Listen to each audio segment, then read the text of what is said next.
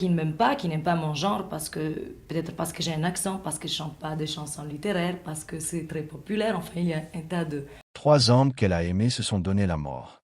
Elle-même a tenté de mourir 2 fois avant de réussir la troisième. Et pourtant, pendant 30 ans, Dalida a continué à chanter, à sourire sur scène, à donner tout ce qu'elle avait à un public qui l'adorait sans savoir vraiment ce qu'elle portait derrière ce sourire. Dalida est morte le 3 mai 1987 dans son hôtel particulier de Montmartre. Elle avait 54 ans. Sur la table de nuit, une lettre. Quelques mots écrits à la main. La vie m'est insupportable. Pardonnez-moi. C'est tout. Pas de long discours. Pas d'explication. Juste cette phrase qui résumait une vie entière de douleurs accumulées. Yolanda Cristina Gigliotti naît le 17 janvier 1933 au Caire, en Égypte, dans une famille italienne immigrée. Son père est musicien. Sa mère est couturière. Ils vivent dans le quartier populaire de Choubra. L'enfance est modeste mais chaleureuse. Yolanda est une petite fille curieuse, vivante, qui aime la musique et qui rêve d'autre chose que ce que le quartier de Choubra peut lui offrir. Mais très tôt, la vie lui enseigne que la beauté a un prix. À 11 ans, elle contracte une conjonctivite mal soignée qui lui laisse un strabisme. Une opération est nécessaire. Elle passe plusieurs semaines les yeux bandés, dans le noir, seule avec ses pensées. Cette période-là l'a marquée pour toujours. Elle en parlera des décennies plus tard comme d'une première rencontre avec la solitude absolue. Elle grandit. Elle devient belle. D'une beauté frappante, exotique, qui ne ressemble à rien de ce qu'on voit habituellement. Elle participe à des concours de beauté. Elle est élue Miss Égypte en 1954. Et cette victoire lui ouvre une porte qu'elle n'aurait peut-être pas franchie autrement. Celle du cinéma égyptien d'abord, puis celle de la France. Elle arrive à Paris en 1954. Elle a 21 ans. Elle ne parle pas français couramment. Elle n'a pas de contact. Elle n'a que cette beauté, cette voix qui cherche encore sa forme définitive, et cette détermination tranquille des gens qui savent qu'ils n'ont rien à perdre parce qu'ils n'ont encore rien à perdre. Elle rencontre Eddie Barclay, le grand producteur de l'époque. Il l'entend chanter. Il comprend immédiatement. Il lui fait enregistrer Bambino en 1956. Le disque se vend à plus d'1 million d'exemplaires en quelques mois. Du jour au lendemain, Yolanda Gigliotti devient Dalida. Et Dalida devient une star. La gloire arrive vite. Très vite. Trop vite peut-être. Parce que Dalida n'a pas eu le temps de construire une carapace avant que le monde entier commence à la regarder. Elle est exposée, vulnérable, dans un pays qu'elle ne connaît pas encore vraiment, avec un nom qu'elle vient d'inventer et une vie qu'elle improvise au jour le jour. En 1958, elle rencontre Lucien Maurice, directeur artistique d'Europe 1.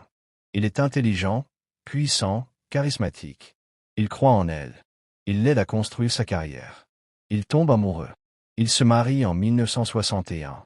Mais le mariage tourne rapidement au cauchemar. Lucien est jaloux, possessif, contrôlant.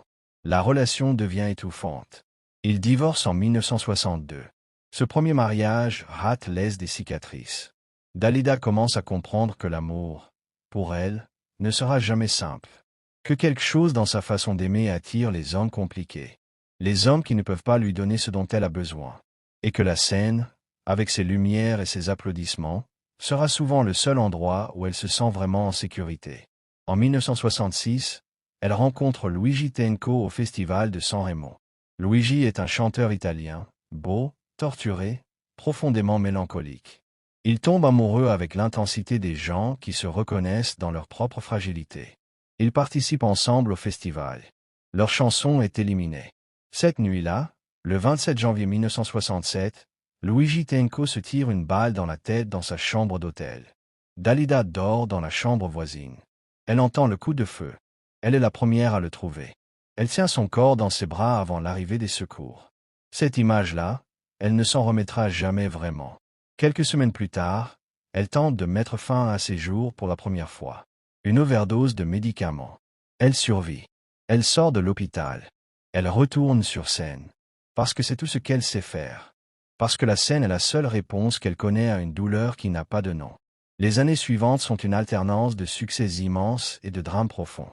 Dalida chante. Elle tourne des films. Elle remplit l'Olympia. Elle vend des millions de disques. En français. En italien. En allemand. En arabe. En grec. Elle est une artiste internationale, comme il en existe peu. Une femme qui chante dans 6 langues et qui touche des publics que rien d'autre ne rassemble. Mais en privé, la solitude est omniprésente. Elle n'a pas d'enfant. Elle le voulait. Elle a essayé. Mais une grossesse s'est terminée en avortement forcé dans les années 1960, une décision qu'elle n'a pas vraiment choisie et qui l'a hantée toute sa vie. Ce deuil-là, silencieux, jamais vraiment exprimé publiquement, est au cœur de sa mélancolie profonde. Elle rencontre ensuite Richard Chanfray, un homme qui prétend être le comte de Saint-Germain, personnage légendaire censé être immortel. La relation est étrange, intense, codépendante. Ils vivent ensemble pendant plusieurs années dans l'hôtel particulier de Montmartre. Et en 1983, Richard Chanfray se suicide lui aussi. Le deuxième homme qu'elle aime se donne la mort. Lucien Maurice, son ex-mari, s'était lui aussi suicidé en 1970. 3 hommes, 3 morts, 3 deuils impossibles que Dalida porte en silence pendant qu'elle continue de chanter pour le monde entier. La question que tout le monde finit par se poser est la même.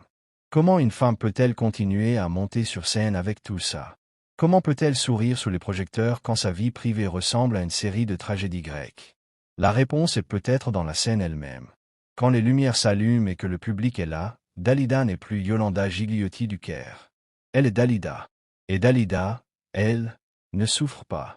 Elle chante. Mais la séparation entre Dalida et Yolanda devient de plus en plus difficile à maintenir avec les années. Le masque pèse lourd. Les sourires demandent un effort croissant. Et la femme derrière la star commence à s'épuiser. Dans les années 1980, Dalida connaît un renouveau artistique inattendu. Elle se réinvente. Elle embrasse la disco, la new wave, les nouveaux sons. Elle enregistre des tubes avec des producteurs de la nouvelle génération. Elle remplit des stades. Elle prouve que sa carrière n'est pas terminée. Loin de là. Mais en privé, quelque chose s'est cassé définitivement avec la mort de Richard Chanfray. Elle vit seule dans son hôtel particulier de Montmartre. Elle a ses chats. Elle a son frère Orlando qui veille sur elle et sur sa carrière. Elle a ses musiciens. Elle a son public. Mais elle n'a plus personne à aimer. Et pour Dalida, aimer était aussi vital que respirer. Les dernières années sont marquées par une fatigue profonde. Pas physique. Existentielle. Cette fatigue de quelqu'un qui a tout donné pendant 30 ans et qui commence à se demander si ça valait vraiment la peine. Pas la carrière. La vie. Elle continue quand même. Parce que la scène est là. Parce que le public l'attend. Parce qu'Orlando veille. Parce que les disques s'enregistrent et les concerts se donnent et que c'est comme ça depuis 1956 et qu'elle ne sait pas comment faire autrement. Jusqu'au 3 mai 1987. Jusqu'à cette nuit où Yolanda a enfin dit non. Où elle a posé la plume après avoir écrit ces quelques mots. Et où Dalida s'est éteinte pour toujours. Elle avait 54 ans. Elle laissait derrière elle 30 ans de musique, des millions de fans dans le monde entier, et un frère qui allait devoir apprendre à vivre avec cette absence. Orlando Gigliotti, son frère cadet, était là depuis le début. Depuis le Caire. Depuis Paris. Depuis Bambino et les débuts fulgurants. Il avait tout vu. Les triomphes. Les drames. Les hospitalisations. Les nuits difficiles. Et il avait continué à être là. Parce que pour Dalida, Orlando était le seul lien stable dans une vie qui ne l'était pas. Quand elle est morte, c'est lui qui a tout géré. Les obsèques. L'héritage. La mémoire. Il a passé les décennies suivantes à protéger l'image de sa sœur. À gérer ses droits musicaux. À refuser les projets qui ne lui rendaient pas justice. À faire en sorte que Dalida reste Dalida. Intacte. Entière. Ce travail-là, invisible et permanent, est peut-être le plus bel hommage qu'un frère puisse rendre à sa sœur. Pas les grandes déclarations. Pas les livres. Juste cette présence continue, obstinée, fidèle. Depuis 1987 jusqu'à aujourd'hui. Dalida repose au cimetière de Montmartre. Sur sa tombe, une statue la représente les bras ouverts. Comme si elle accueillait encore. Comme si elle chantait encore. Des milliers de personnes viennent chaque année se recueillir devant elle. Lui laisser des fleurs. Lui parler. Lui dire qu'elle manque.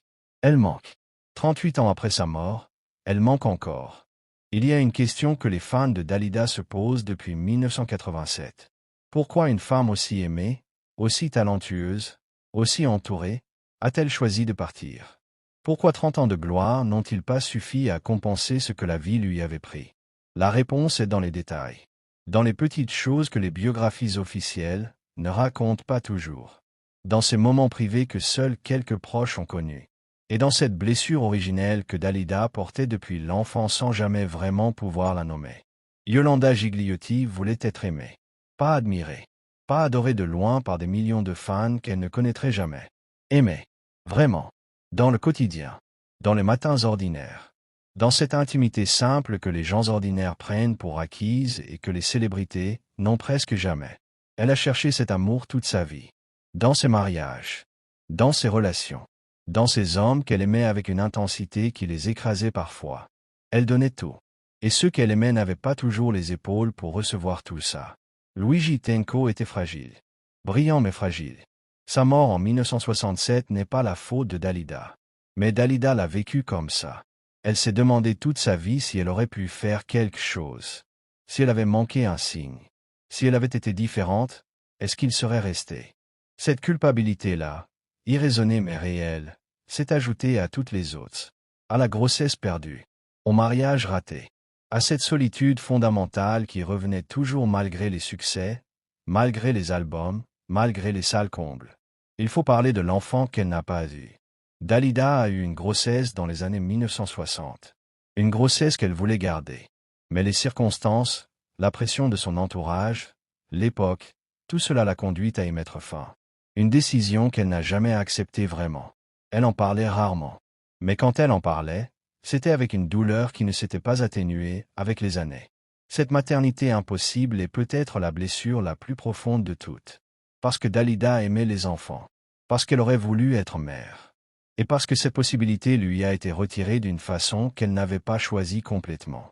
Orlando, son frère, a été son enfant d'une certaine façon. Ou plutôt son ancre. L'homme qui la ramenait à la réalité quand elle se perdait.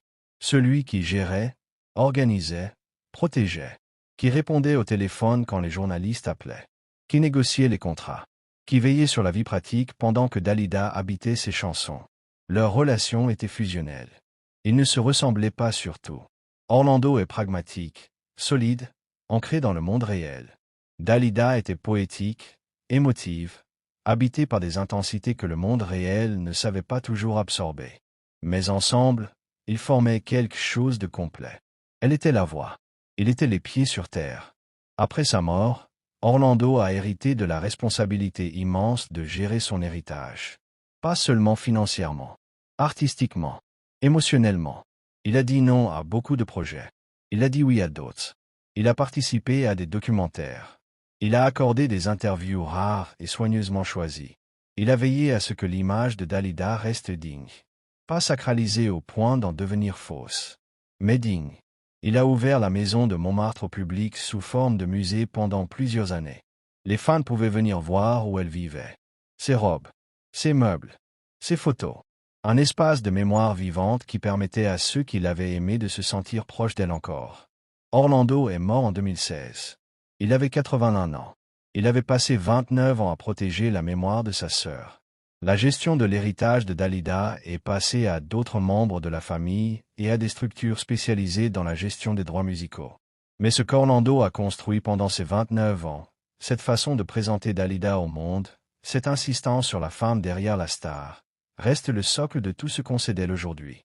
Dalida a vendu plus de 130 millions de disques dans le monde. Elle a chanté dans 9 langues différentes.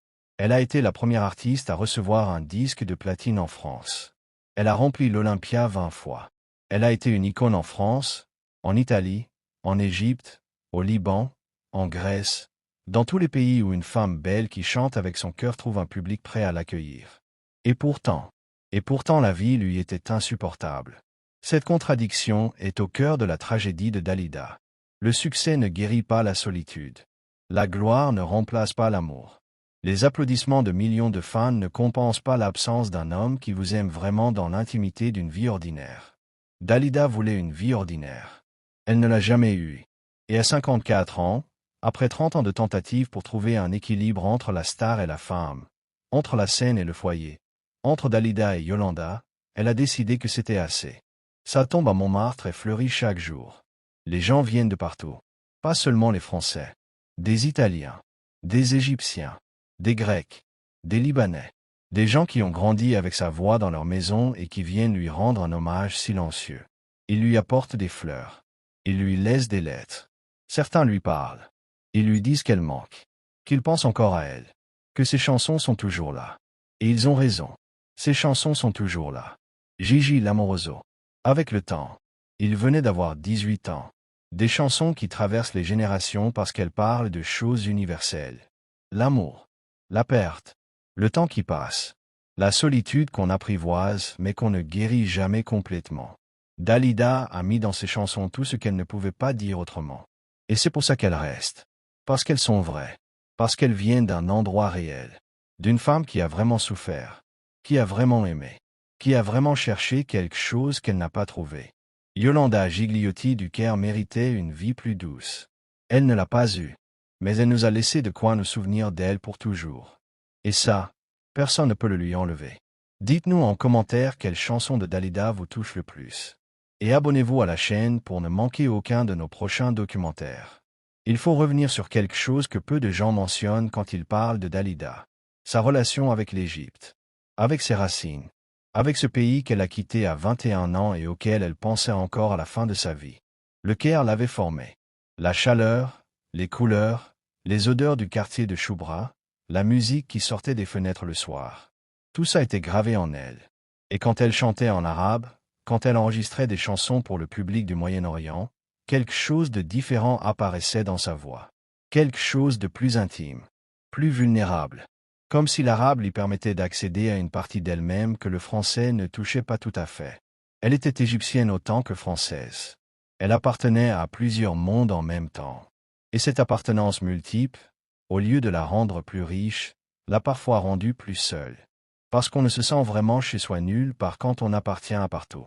Montmartre est devenu son chez elle définitif. Cet hôtel particulier avec son jardin, ses chats, ses souvenirs accumulés. Un endroit qui ressemblait à une forteresse autant qu'à un foyer. Protégé du monde. Protégé des regards. Protégé de tout sauf de ce qui venait de l'intérieur.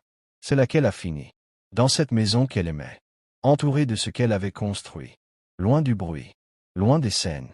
Dans le silence qu'elle avait toujours cherché et qui cette fois-là ne laissait plus de place pour demain. Dalida s'est éteinte le 3 mai 1987.